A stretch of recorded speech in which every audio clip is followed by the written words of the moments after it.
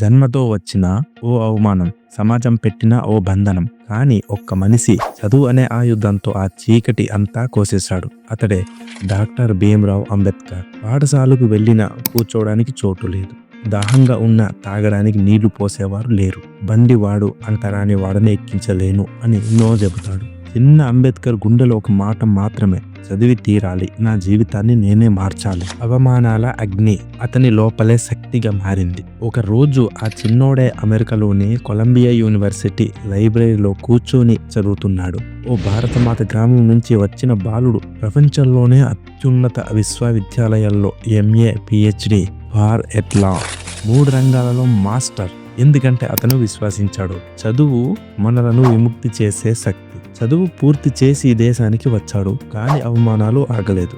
Doctor Ambedkar అని తెలుసుకుంటే గదికి కూడా అనుమతి ఇవ్వని హోటళ్ళు ఉన్నాయి. పదవి ఉన్నా కులం చూపే సమాజం ఉంది. కానీ ఆయన మనసు మాత్రం ఒక్కటే చెప్పింది, ఇప్పుడు నేను సమాజాన్ని మార్చాలి. ఆ రోజు వచ్చింది. ఒకప్పుడు నీళ్లు ఇవ్వని దేశం ఈయన రాసిన రాజ్యాంగాన్ని చదివి నడిచింది.